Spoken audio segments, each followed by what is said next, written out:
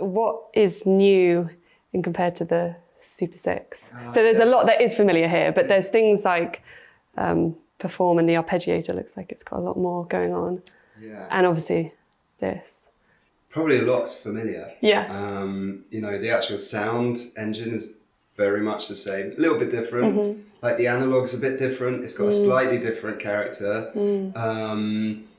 But yeah, crucially, it's got a longer keyboard. You've got pressure sensitivity. Really useful. So like, if I just move these up to somewhere around the middle, but yeah, you'll find that you should be able to express each note independently.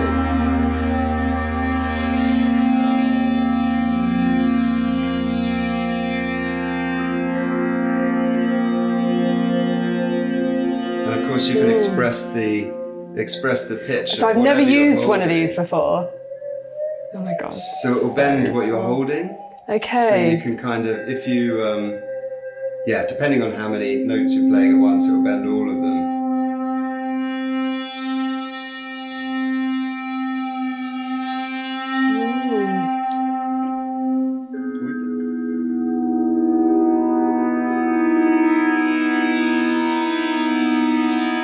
So it will, if you have a note that is like sustaining, it won't bend that one. But it will bend I see. the one that you're holding. Oh, that's cool. So, Like the sostenuto on a grand piano. Yes. That's so cool. Absolutely. So if you play, it's nice if you want it to sort of like echo out. It works like that.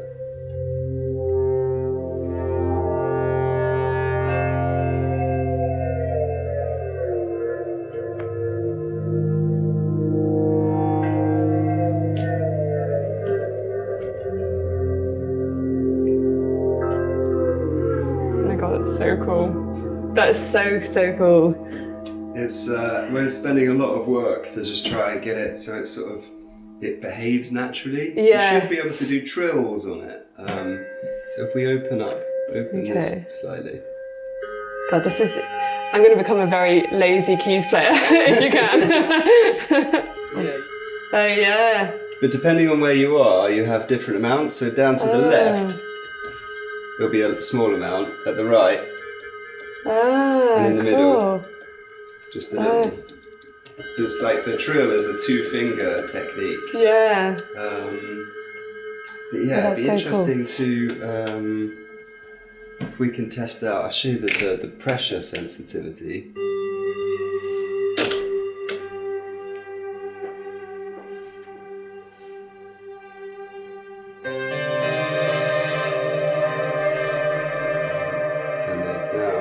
Now try and press and hold one key.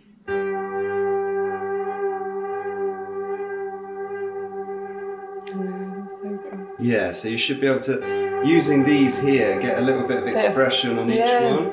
Which is so cool, because that's like the one thing about, in general, keyboard instruments is once you play the note, that's kind of what you got. And that's where, you know, the versatility of string and wind instruments is so cool, because you can then change the sound after triggering the note, and that's exactly what this can do, which is so cool.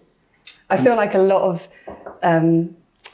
people are going to write haunted, sort of scary movie soundtracks with this. Well, you already started there. It sounded great. What you can also do, of course, is here we've got a split layer. So at the moment, I think it splits on the middle F. Oh, cool. But you can have 2 different sounds across different parts of the keyboard. Oh, brilliant. Or, interestingly, you can layer them together. Okay. How would you? If you just hit that. Now, if you press and hold a note. Wow. Yeah, there we go.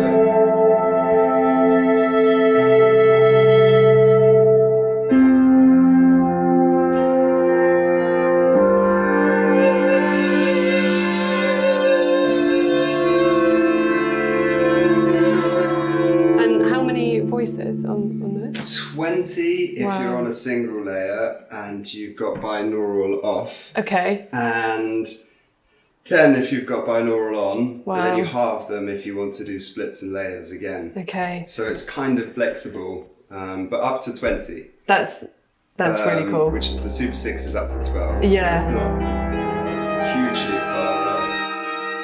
Like low pass, high pass here. Yeah. So you can thin out the bottom end, which is nice for keys type sounds. Yeah.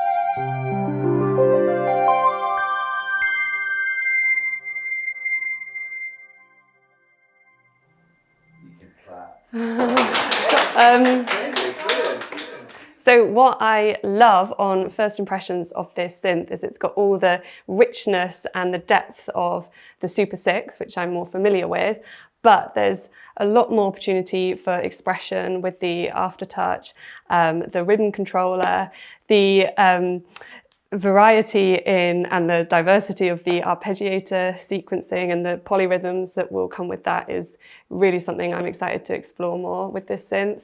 I think I can see this being a really sort of useful gigging synth, but also a massive sort of synth for recording studios and people who write music for films and produce a lot of music. I think there's so many possibilities with this synth, so I'm just excited to discover more.